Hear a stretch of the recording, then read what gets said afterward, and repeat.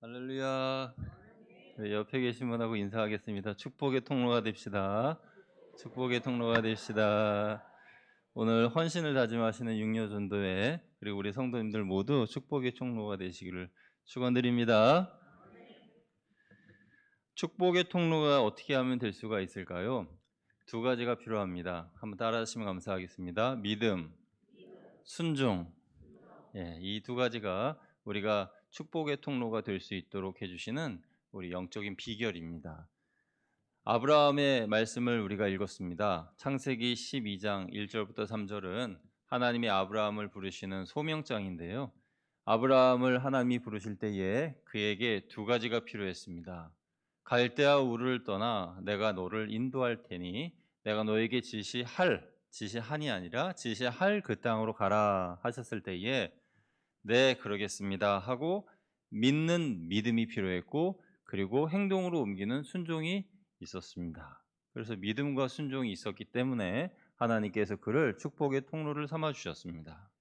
하나님께서 오늘 육려전도회 회원뿐만 아니라 여기에 계신 분들 보시면서 아무개야 내가 너를 좀 사용해도 되겠니? 아무개야 내가 너를 축복의 통로로 사용해도 되겠니? 했을 때에 여러분이 축복의 통로가 되시려면 믿음과 순종이 필요한 것이죠. 믿음은 하나님이 저에게 좋은 곳으로 채워주시고 은혜로 함께 하실 줄 믿습니다라는 그 믿음, 그리고 순종, 네, 주님이 말씀하신 대로 제가 행동으로 옮기겠습니다라는 그런 순종이 필요한 것입니다. 여러분, 지난주부터 우리 교회가 100일간의 교육대행진이 시작이 되었습니다. 100일간의 교육대행진을 시작하면서 여러분이 하셔야 할 숙제 중에 하나가 가정예배를 드리시는 거죠. 여러분 어떻게 가정예배 드리셨습니까? 논이요 그러시는 분이 계신 것 같은데 네도 아니고 아니요도 아니고 근데 한번 해보세요. 너무너무 좋습니다. 저희 집에서는 가정예배를 애들하고 같이 모일 수 있는 좋은 시간이 토요일이어서 어제 예배를 드렸어요.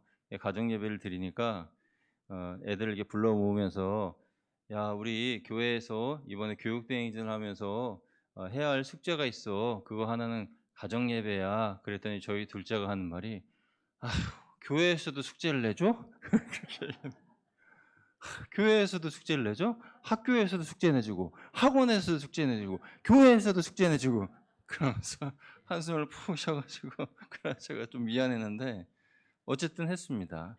그래 인제 여러분 그 가정 예배 순서지를 보시면 거기 아이스 브레이크라 그래서 좀 이렇게 분위기를 좀 화목하게 하는 그런 시간이 있죠.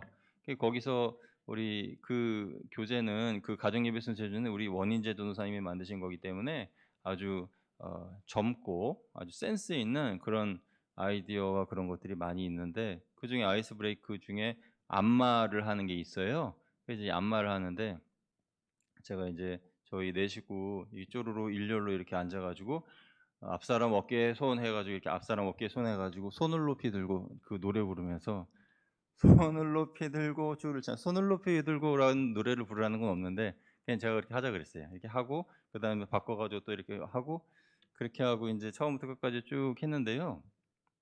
좋더라고요. 가정 예배가 보통 우리가 예배드리는 것은 성경 말씀 한 장 읽고 또 기도하고 뭐 찬송가하고 주기도문으로 마치는 그런 식이잖아요. 그런데 같이 그 정해진 순서대로 뭐 아이스 브레이크도 하고 거기에 있는 질문에도 대답도 하고 기도 제목도 나누고 그러다 보니까 우리 자녀들하고 더 유대 관계도 좋고 그런 것 같습니다. 그래서 하나님께서 말씀하신 그대로만 우리가 믿고 순종하고 살면 얼마나 좋겠어요. 아무리 바쁘고 힘들어도 우리가 축복의 통로가 되기 위해서는 믿고 순종하는 그런 삶의 자세가 필요합니다. 여러분 이번 주에는 꼭 가정 예배 순서지 가지고 가정 예배를 들어보시기를 주님의 이름으로 부탁을 드립니다. 아멘. 예, 그래서 다음 주에도 한번 여쭤볼게요. 그래서 꼭 하시고 저한테 사진을 보내주신 우리 집사님도 계시는데 가정예배 드리신 모습 제가 사진으로 보니까 너무 감사하고 좋더라고요. 저한테 보내셔도 되는데 우리 원희재 전사님한테 보내셔서 그러면은 이제 점수에도 포함되고 우리 또 자녀들을 위해서 기도해 주시면 더 감사하고 얼마나 좋겠습니까? 성경에 나오는 하나님의 축복의 통로, 대표적인 축복의 통로가 바로 아브라함입니다. 아브라함은 믿음과 순종이 하나가 되었기에 하나님의 축복의 통로가 될 수가 있었습니다. 아브라함의 본을 받은 그의 아들 이삭, 그리고 그 아들 야곱, 그리고 요셉까지 하나님께서 귀하게 사용하셨습니다. 그들 모두가 다 하나님 앞에 믿고 순종하는 귀한 하나님의 사람들이었어요. 그래서 어디를 가든지 하나님께서 그들을 형통케 하셨습니다. 그러니까 축복의 통로가 되면 저절로 하나님의 형통함을 누리게 되는데요. 이 형통이라고 하는 것을 우리가 오해하면 안 되는 것이 우리 국어사전에 있는 형통의 의미와 성경에서 말씀하는 형통의 의미는 좀 다릅니다. 국어사전에서 말씀하는 형통의 의미는 내가 원하는 모든 일이 뜻하는 대로 잘 되는 것이 형통이에요. 그런데 성경에서 말씀하는 형통이란 하나님과의 관계에 있어서의 형통입니다. 그러니까 하나님과 나와의 관계에 막힘이 없고 그야말로 하나로 연결되어 있는 막힘이 없는 수로같이 연결되어 있는 그런 통로가 바로 형통이에요. 그러니까 축복의 통로가 바로 형통인 것입니다. 그래서 우리는 생각하기를 예수님 믿으면 형통케 된다지? 그래. 그러면은 예수님 믿으면은 이번 달에 수입도 좀 많이 오르고 그리고 우리 자녀들도 좋은 학교에 가고 다음 한 내년쯤이면 좋은 차 탈 수 있겠네. 예수님 믿으니까.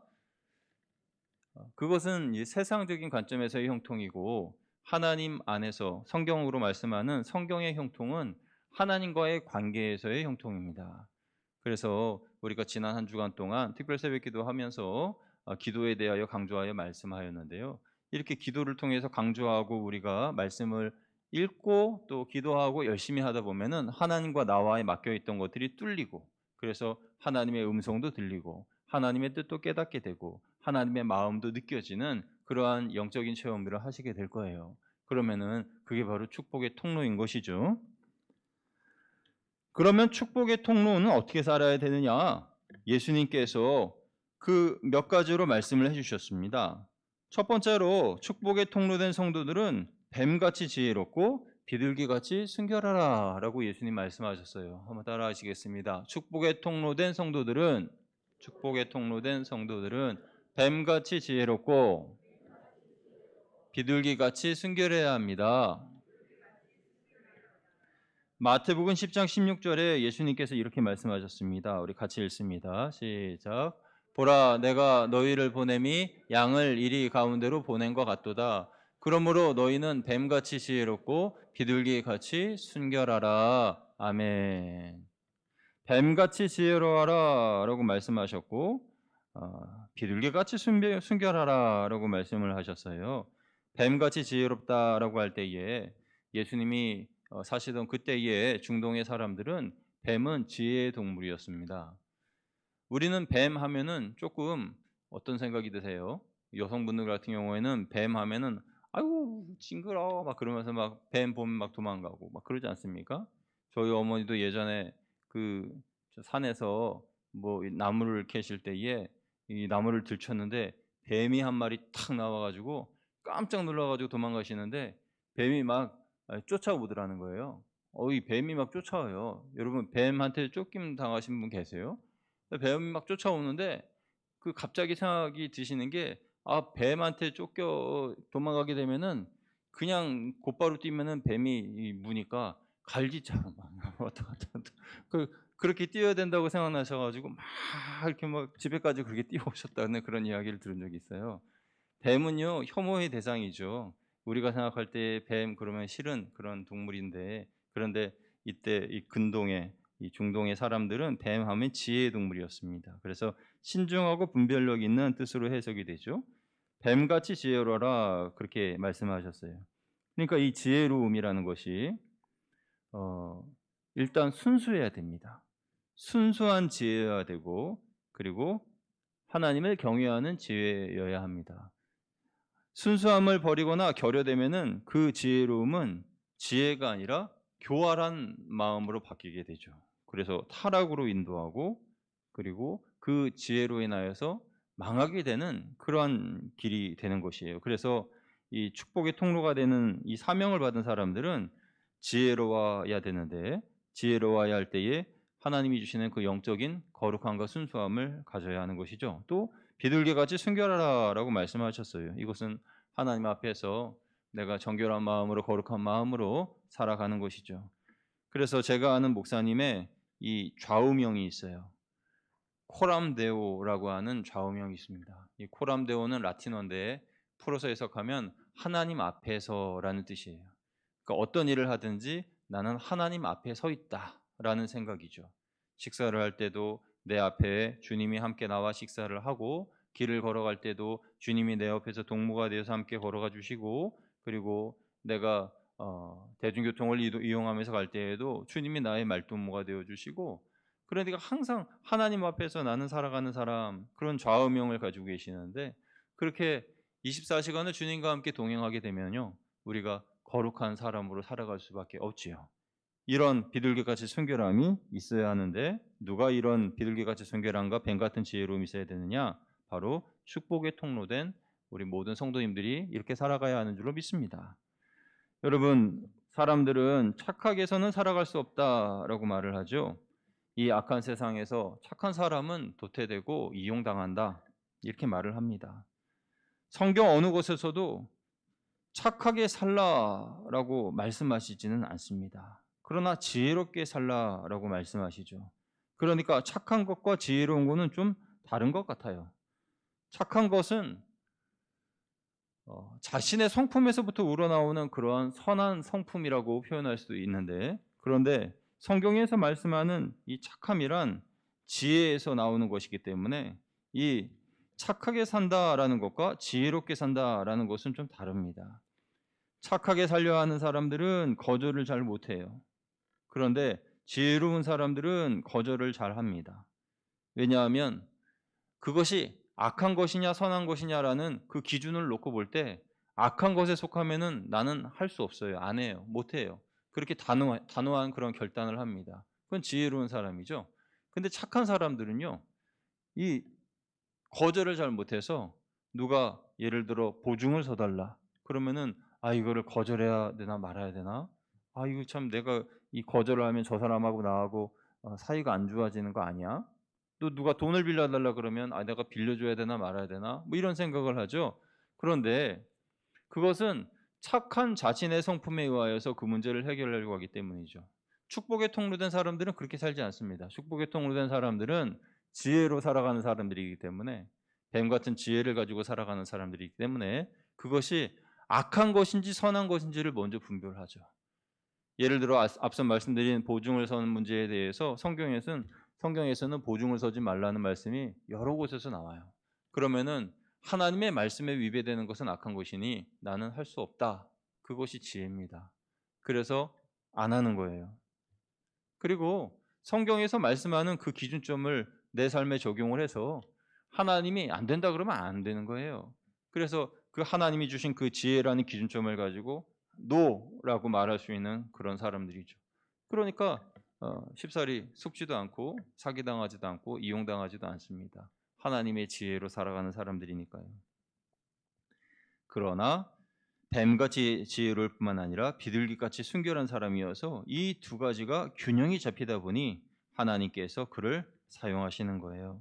그래서 착각하면 안 됩니다. 내 육신에서 나오는 이 자연적인 성품, 이 성품이 온유하고 또 선하고 착하고 그런 마음이어서 그것이 하나님께서 사용하시는 축복의 통로, 그것은 아니고, 내 마음의 자연적인 성품 위에 하나님께서 한번 걸으셔서 하나님의 영적인 사람으로 우리가 살아가야 되는 것이죠. 순결은 없고 지혜만 있는 성도들도 있습니다. 이것은 살면서 하나님 앞에서는 양심을 속이고 거짓말을 하고, 그리고 자신이 지은 죄에 대하여서 회개하지도 않고 살아가는 그런 사람들이 성경 말씀에 그렇게 말씀하고 있으니 나는 그렇게 살면 안 된다, 뭐 그렇게 성경을 핑계대면서 사랑을 실천하지도 않고 하나님의 뜻을 준행하지도 않는 그런 이 뱀같이 지혜로운 것 같은 그런 모습을 보이는 사람들, 그런 사람들은 한쪽으로 치우친 것이니까 그것 또한 안 돼요. 그래서 지혜와 순결은 함께 가야 되고 하나님 은혜 가운데 거룩한 성도, 축복의 통로는 그렇게 살아가는 겁니다. 둘째로 축복의 통로된 성도들은 성령님의 인도하심을 받으며 살아갑니다. 한번 따라하시겠습니다. 축복의 통로된 성도들은 성령님의 인도를 받으며 삽니다. 예, 그렇습니다. 우리는 성령님의 인도를 받으면서 살아야 돼요. 요즘같이 한치 앞을 가늠할 수 없는 이 시대, 이런 때에는 성령님이 우리를 도와주시지 않으면은 우리는 살아갈 수가 없습니다. 물론 내 육신은 살아갈 수가 있어요. 그런데 내 영이 죽은 채 살아갈 수밖에 없다는 거죠. 내 영이 거룩함을 지키면서 성령의 충만한 가운데 살아갈 수 있으려면 우리는 성령의 인도하심을 받으며 살아가야 됩니다. 그러기 위해서 저와 여러분은 기도하셔야 돼요. 기도는 우리의 영적 생활에 힘을 가져다 줍니다. 기도는 우리에게 생명을 가져다 주는 통로입니다. 그래서 우리 육여전도회 오늘 헌신을 다짐하시는 우리 선교회 우리 여러분들은 기도의 시간을 좀 더 늘리시고 또 기도에 더 깊이 들어갈 수 있도록 노력하시기를 주님의 이름으로 부탁을 드립니다. 어떤 분들은 그렇게 말씀하세요. 기도의 시간이나 기도의 깊이 뭐 그런 거는 중요한 게 아니에요. 그렇게 이야기하시는 분들이 계세요. 왜냐하면 내가 기도하면 하나님은 응답해 주시니까요. 그런 믿음은 어디서부터 왔는지 모르겠지만은 그렇게 말씀하시는 분들의 그 기도의 시간을 보면 기도의 시간이 너무나 짧은 것을 볼 수 있어요.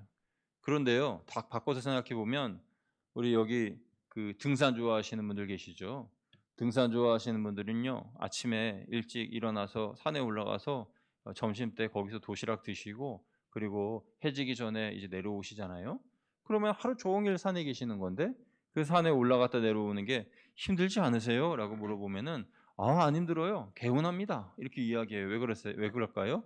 그것은 내가 좋아하는 일을 하기 때문에 그런 거죠. 내가 좋아하는 일을 하기 때문에 하나도 힘들지 않은 거예요. 기도가 좋고 기도의 응답을 경험하고 기도로서 내 영적인 생활이 더 충만해진다는 걸 그것을 느끼면요. 그러면 기도하지 말라 그래도 기도할 수밖에 없고 그 기도의 시간은 점점 늘어나게 될 겁니다. 그러니까 이 축복의 통로든 성도들은 성령님의 인도를 받기 위해서 늘 기도하셔야 합니다. 그리고 성령님을 우리가 왜 의지해야 하느냐? 사실 우리의 내 평생의 동반자는 나의 배우자가 아니고 성령님이십니다. 혹시 오해하실지 모르겠네요. 내 영혼의 동반자 그리고 나의 저 천국까지 나를 인도해 주실 나의 영혼의 동반자는 내 아들도 내 딸도 나의 배우자도 아니고 성령님이세요. 그래서 성령님께서 내 손을 붙잡고 저 요단강 건널 때까지 나와 함께 하시는 겁니다. 그러니까 정말 제일 중요한 분을 우리가 잊어버리고 아들의 손을 잡고 딸의 손을 잡고 남편의 아내의 손을 잡고 우리가 그렇게 살아가고 있는 모습은 아닌지 한번 우리 자신을 돌아보아야 합니다. 성령님을 붙잡아야 됩니다. 요단강 건널 때 가족도 친구도 교우도 누구도 우리 손 못 잡아줘요. 내 손 못 잡아줍니다. 오직 성령님께서 내 손 잡아주시는 거예요. 마지막까지 나와 함께 하시는 분이 성령님이시니 우리는 성령님을 의지하며 살아야 한다라는 것입니다. 여러분, 우리 모두 다 하나님의 축복의 통로로 부름받은 사람들인 줄로 믿습니다. 축복의 통로된 우리들은요, 첫째, 뭐와 뭐를 가져야 된다고요? 믿음과 순종을 가져야 됩니다. 그래서 저와 여러분은 믿음과 순종이 하나가 되어 하나님의 뜻을 순종하고 따라가는 사람들이 되기를 축복하고요. 두 번째는 성령님을 의지하는 사람들이 되시기를 주님의 이름으로 축원드립니다. 그래서 성령님과 동행하고 다른 사람 손 붙잡지 말고 성령님 손 붙잡고 가세요. 그래서 성령님께서 내 손 잡아 주셔서 어디를 가든지 나와 함께 하시고 위로하시고 세임 주시고 능력을 주시는 줄로 믿습니다. 성령님은 나를 도와주시는 분이시니까 그 도와주시려고 딱 준비되어 있으신 성령님의 손은 붙잡지 않고 엉뚱한 것을 붙잡고 있으면 되겠습니까? 하나님께서는 아브라함을 축복의 통로 삼으셔서 하나님의 자녀, 하나님의 사명을 감당케 하셨습니다. 예수님께서는 12 제자를 선택하셔서 그들을 축복의 통로로 삼으시고 사명을 감당케 하셨습니다. 하나님께서는 또 오늘 이 시간에 우리 육여전도회와 우리 고향교회 성도님들을 택하셔서 여러분들을 축복의 통로로 삼으시기를 원하십니다. 믿으시면 아멘. 그래서 하나님의 축복의 통로된 우리들이 이제 하나님의 축복을 전하는 사람들이 되어야 할 텐데, 여러분 모두가 믿음과 순종이 하나가 되고 또 성령님을 의지하셔서 축복의 통로로 살아가는 저와 여러분 되시기를 주님의 이름으로 축원드립니다. 기도하